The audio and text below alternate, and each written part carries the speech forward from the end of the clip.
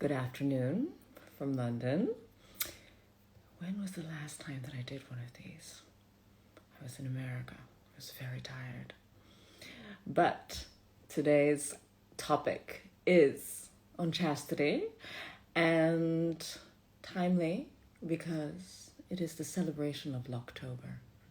Now, I don't personally celebrate Locktober, but it is something that runs around in the femdom world around this time of year. And so I will address it before I address the race play Q&A that I want to do, but that I don't feel up to yet.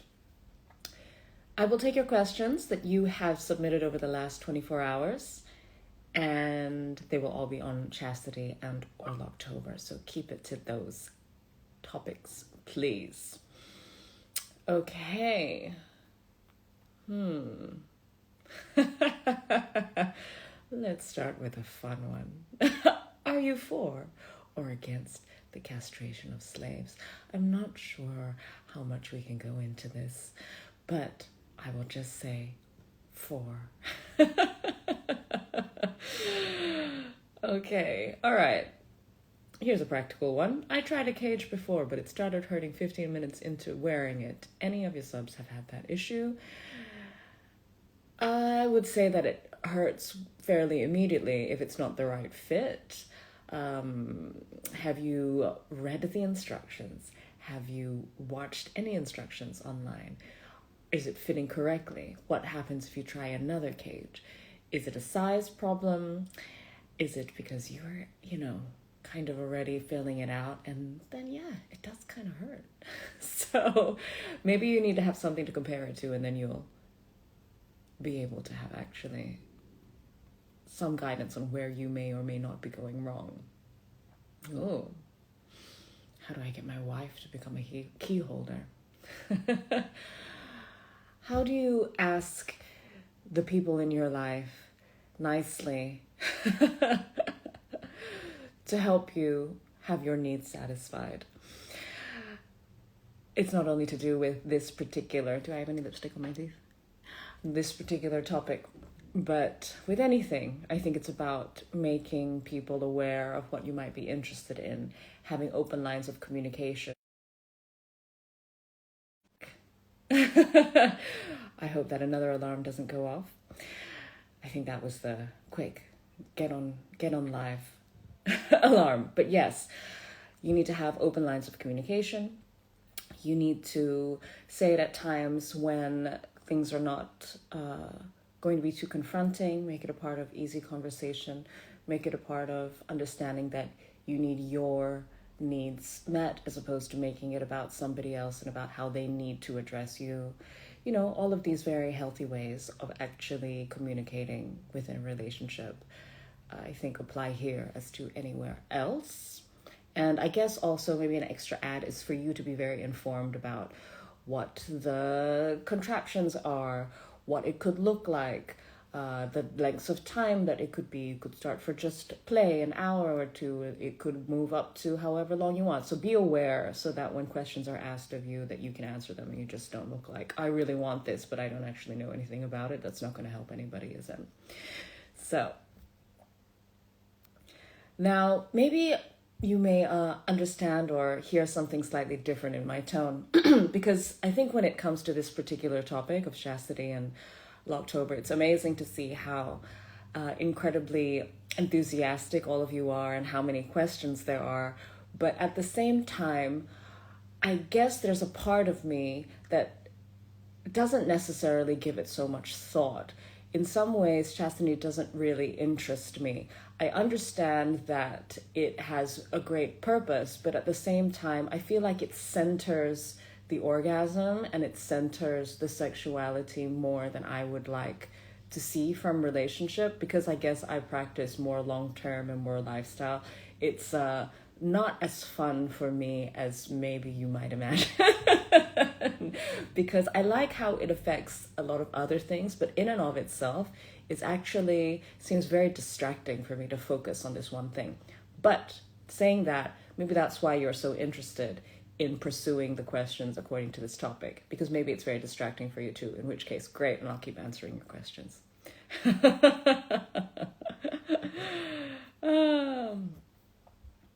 How does he get relieved? He. Only he? But how does one get relieved when they are in chastity? So I assume that you are being specific to the orgasm, but I think that you can also see things as that the way that it kind of works for me and the relationships that I have that indulge this, I would say that it starts to become very apparent when you're actually dedicated to it, that the relief is not the focus, that the things that come around that, the focus on the person that you are dedicating it to, the focus on the life that is going to happen, not distracted by that particular outcome. I think that a great byproduct of practicing this is that your life starts to shape and form according to ways that are not centralizing that particular aspect. So that's a relief, isn't it?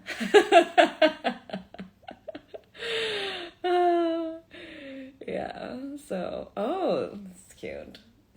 How do you deal with the frustration that happens along the way? How do I deal, or how do they deal?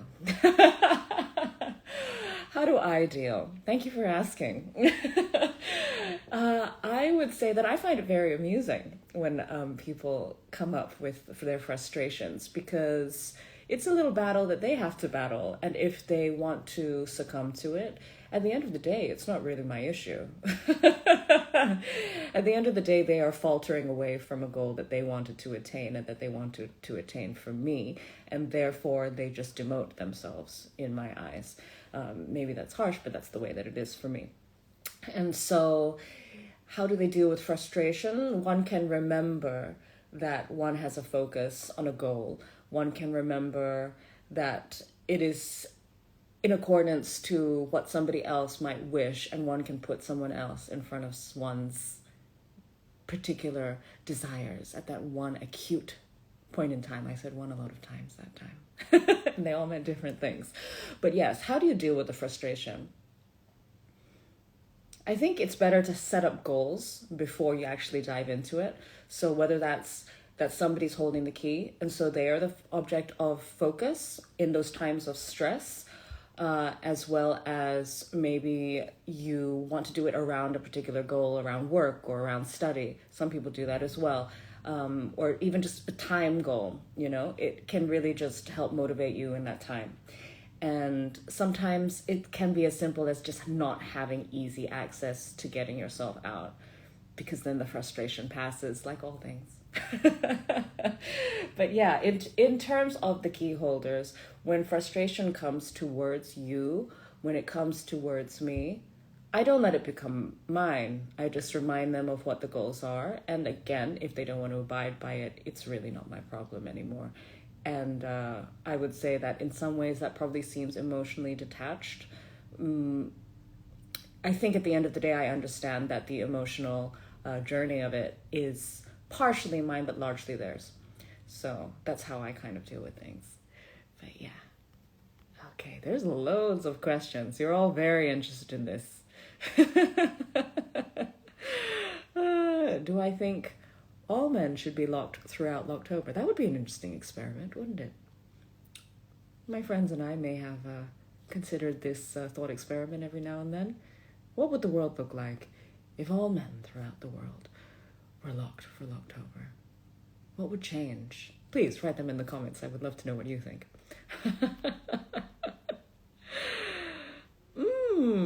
Oh, this is a nice one. What are the advantages and disadvantages of chastity in a female-led relationship?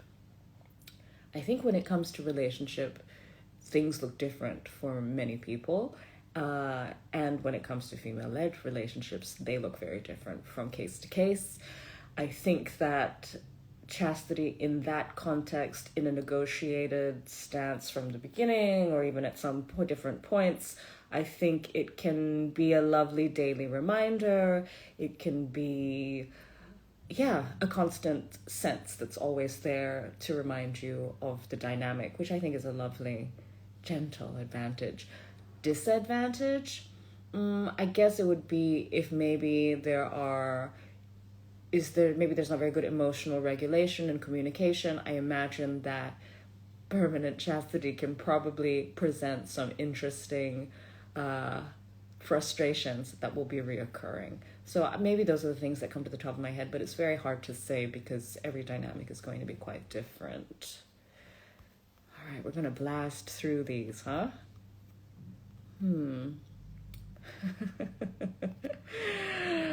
How should it work? The whole month without orgasm? Well, it is called Lobtober. Everybody practices it differently. I haven't advertised this as a thing that I'm doing or whatever. It's just something that the people who I am involved with, we're kind of entertaining it. Some are on a month. Some are on less. So it really depends what is negotiated between you and the key holder, or you and yourself. Yes, you can play it with yourself. Okay. Somebody's asking about scarves. Scarves and chastity. All right, not today. This is very specific. What feelings come up in you when you hear the lock clicking on a sub? I think when it comes to that specific cage, it's amusing. But I have to say that it's a larger amusement when it comes to a real prison cell, which I'm going to get to indulge in very soon in good old Residence Avalon before they close. So the larger the cage, the better. The lock? Okay. Is it okay to wear chastity all day in an office? Why? This happens a lot more than maybe you imagine, question asker. It happens very often and all day and all week and all month and sometimes all years.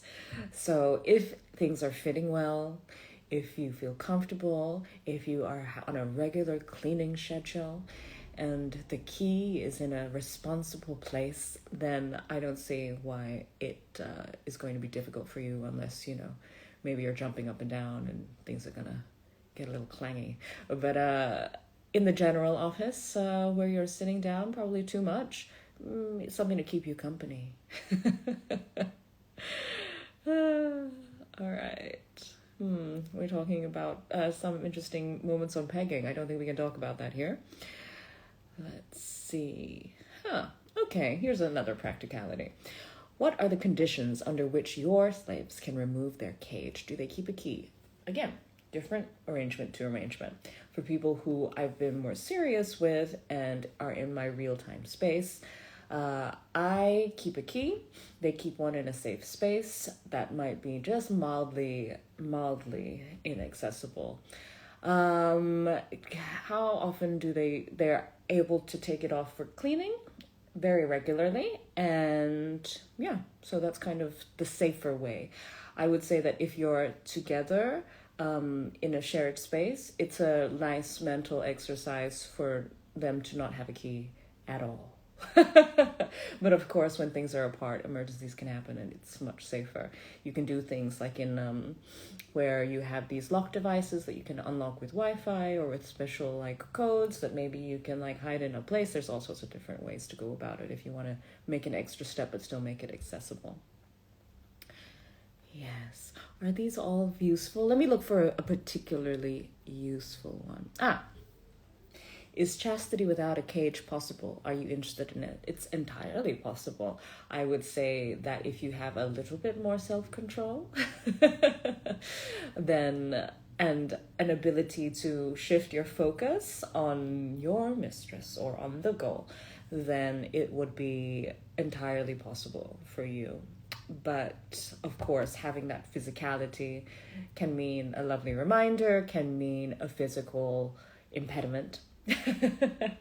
But it's not necessary. I don't think so. And clearly by that answer, I am very interested in it. I enjoy people who have that kind of self-control. Okay.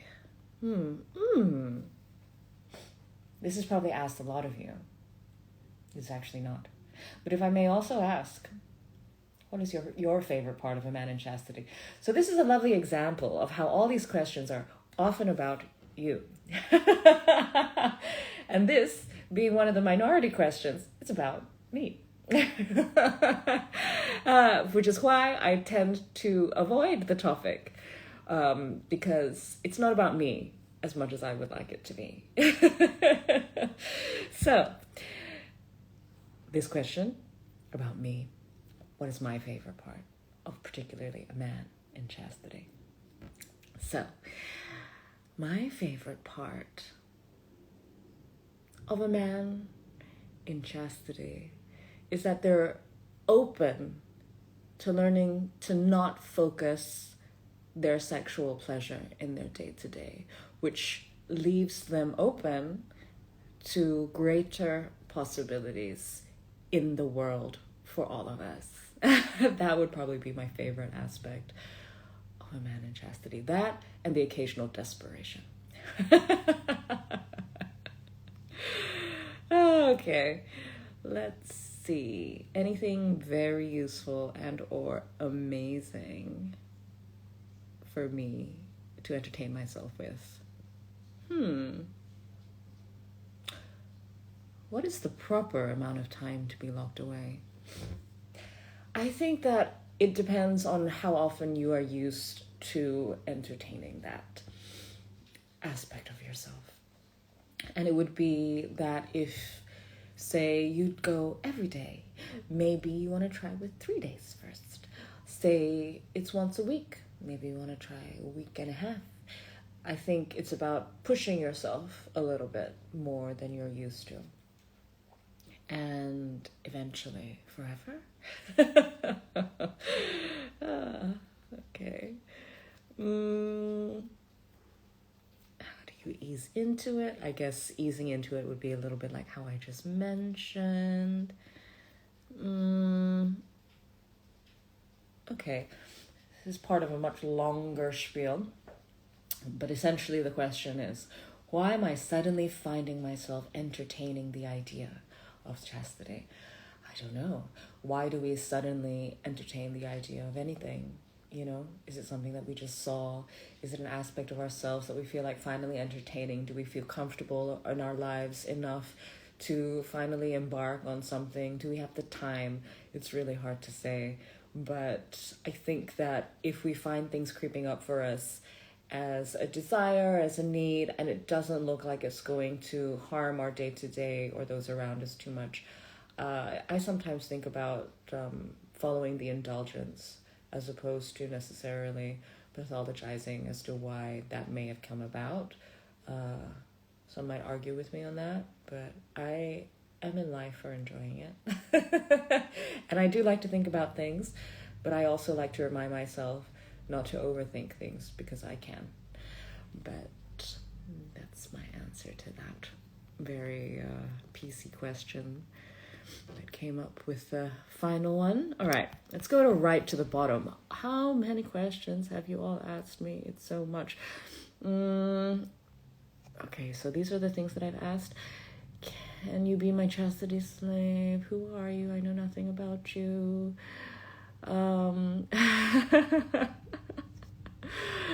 Interesting. My girlfriend takes advantage of my chastity and forces me to do things for her. How can I get more control? This is an interesting predicament. Did you agree to be in this predicament? Did you not realize that you were relinquishing control? Now that you've realized it, do you want to maybe renegotiate things? You can always speak up and ask for your needs to be addressed. And if they are ignored because you previously did actually stick to a negotiation that now you can't go back on until a designated period of time, which is something I would suggest, then you need to renegotiate and or get out of it. Yeah, people who are not going to listen to your your needs and your limitations are probably not there with your interests at heart. And it's one thing for me, for sure, to facilitate my interests, but at the same time, to understand the upper limit of the well-being of somebody else in front of you is very necessary and or just sustainable for everybody. So, I mean, do you want more control? It's a very cute emoji that you put at the end.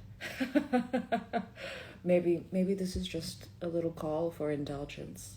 I don't know what's happening there. Okay, so let's see. How do you usually use it? As punishment or for overall control? I actually don't enforce punishment so much as maybe you might commonly think. I do some talking tos, and I reshuffle people's importance in my life according to how well they follow through on things. But I would say that here is the punishment for something that you've done is not really something that I do. Here is how I'm moving you away from me so that you can no longer disappoint me or hurt me because of what you've done is more something that I practice boundaries. But yes, do I use it for overall control? I think I use it for overall entertainment, my entertainment, and focus, their focus. That would probably be my main thing. In terms of now you cannot come because you did this thing wrong, it just, I don't know, it just doesn't really fit in how I practice things. I don't think there's anything wrong if that's how you would like to practice it, but it doesn't really fit into how I move in the world. I feel like that's giving them more attention when actually my attention is so valuable to me, and that's the thing that I take away, in part. Yeah. Okay. Let's see. Somebody's asking whether they'll be kept into No Nut November. But yeah. Oh, I like this one. This is cute. If you wear it for a long time, will things deteriorate? I'm going to take it off the screen because I don't know whether that can be on there. I have observed that size does shift.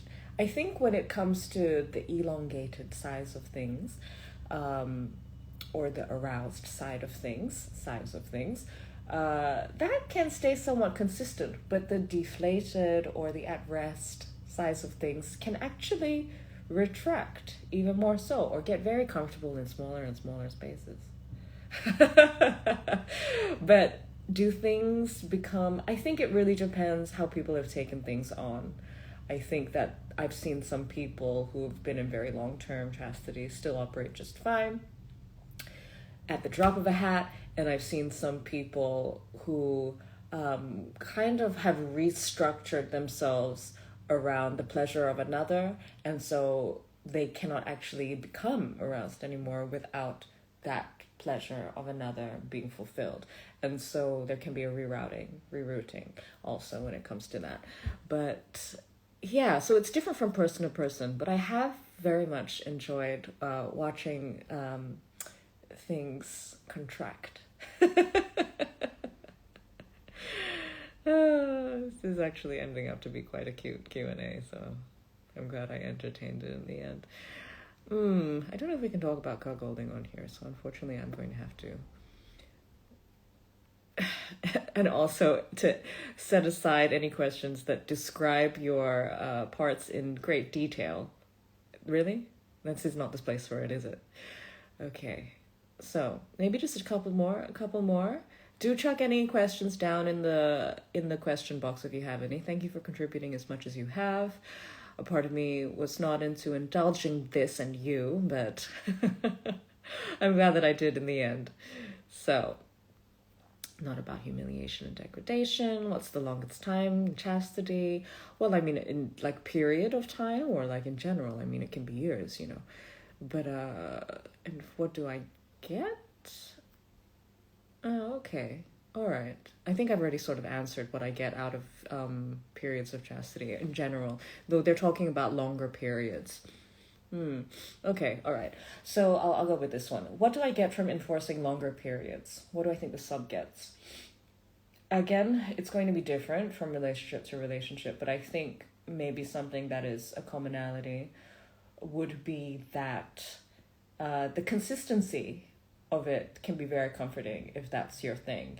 If bringing each other together over a common focus is something that you enjoy to do and that gives you a lot, I think that it can definitely be a very physical object of making that happen for your relationship. So, yeah. Okay, just a couple more, yeah? Here we go. What devices are used for people with vulvas? Thank you very much for asking this one. I feel like I've got lots and lots of caged questions, but this is a good one. There are metallic metal, kind of like things that you put on, kind of like panties, like a strip down the middle and a strip around the waist. There are physical devices, but there are also other ways to do this, to approach this. Some people are totally not able to orgasm without, say, the doxy, and so it can be about taking away the doxy. Yeah, but again, like, mental chastity is really a powerful practice, and if you can do it like a practice every day, even for an hour, just to physically run it through your mind, to like reach for that orgasm and to tell yourself no, reach for the orgasm, tell yourself no, kind of tempt yourself, tell yourself no, then it can kind of be, you know, something that can infiltrate in and out of your life anyway. So devices, I think, are not necessary with that kind of dedication. But of course, not everybody has it, and sometimes a physical thing is really lovely to see. I know that I've heard that there are some piercings that can kind of keep things shut. But the most common things that I'm aware of are the kind of panty-like ones that you're pulling on. So, yeah. Thank you for asking that.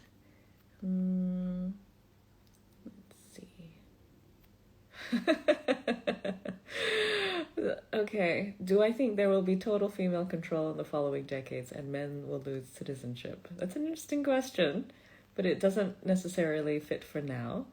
But let's see. Just two more, yeah? I'm going to just read a few out. Some people are asking about partners and getting them to do it again. If you listen to the beginning, I've already said that. Let's see, how do you ease into it? I've already kind of covered that a little bit earlier, also in terms of understanding when you normally like to indulge and extending on that. What do I enjoy most? I've already spoken about that as well. Okay, all right. Okay, I think that might be, might have two more. These are a lot. Okay. Cleanliness, it's just about taking it off and cleaning it thoroughly, or having ones that have openings, but you still need to take it out every now and then. Okay, I want to try it.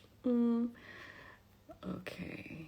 Sorry, it's just there's so many questions, and I want to make sure I get you the most useful ones. This citizenship question is coming up quite a lot. It's very amusing and irrelevant-ish to now, maybe.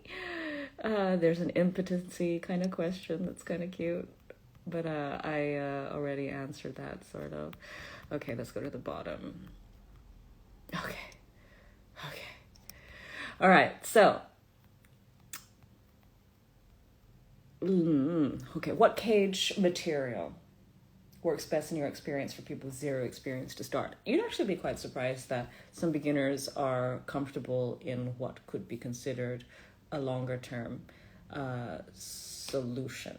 I like that I use the word solution, but it would be about, I would say metal is your better longer term solution. Silicon seems like an easy entry point, and it kind of is, but it also kind of moves and comes off far too easily, in my opinion. So, yeah. And plastic, I mean, plastic for short-term play I've found has worked, but I don't have anybody who's been in plastic for longer term. Like, we're talking weeks, months here. So, zero experience, maybe try like a silicone device just to get the sense of it. But to be frank, a metal open kind of cage one is probably the one that I've seen works across the board a little bit more. And then there was one about, yes, okay, let's end on this. What are the expectations for DOMs as key holders? What are a DOM's responsibilities versus unrealistic? I chose it because I have to think about it, so give me a moment. What are the expectations for me as a key holder? Is this a question for me, or is this a question for the people who come to me? So what do I expect of myself, maybe? It really depends across the board. There are some people who indulge very, very casually, and in which case I'm happy to just give them as much attention as they are giving me. There are people who want a lot more attention, who I'm willing to give that to, in which case I will run them through a little bit more in terms of cleaning protocols, in terms of safety protocols, and in terms of how we're going to lay this out, what challenges might come up for them, and how they can maybe address that on their own and or have a line out to me. So I think it really depends on how involved you're going to get and how involved they want to get. What is a responsibility versus something unrealistic? I think when it comes to the realm of kink, play, fantasy, there's a lot that is unrealistic. There's a lot of unrealistic expectations as to what a sensation, what chastity or anything else will feel like, and the emotions that will come up against that. And I don't think people understand enough that there will be boredom, that there will be anger, that there will be a lot of like very maybe seemingly negative experiences, emotions around this. So that's what I think when I hear the word unrealistic. So I guess what would be unrealistic would to think that it's going to be an easy ride. like anything perhaps. But yeah.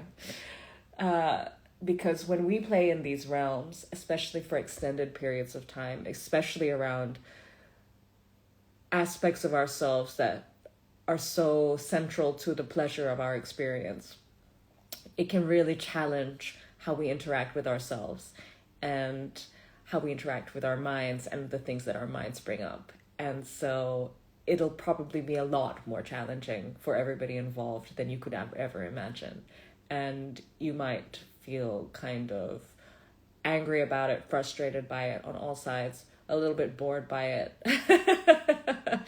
But this is just what happens when you really dive into anything, I believe. So on that note, enjoy the rest of your Locktober, everybody. And I will see you maybe next month for another Q&A, but hopefully soon to address the race play one that I've been wanting to touch on. And I'm off to dinner now with Miss Gold and Goddess Anastasia. Wish me a wonderful time. Wouldn't you like to be there all locked up? Bye.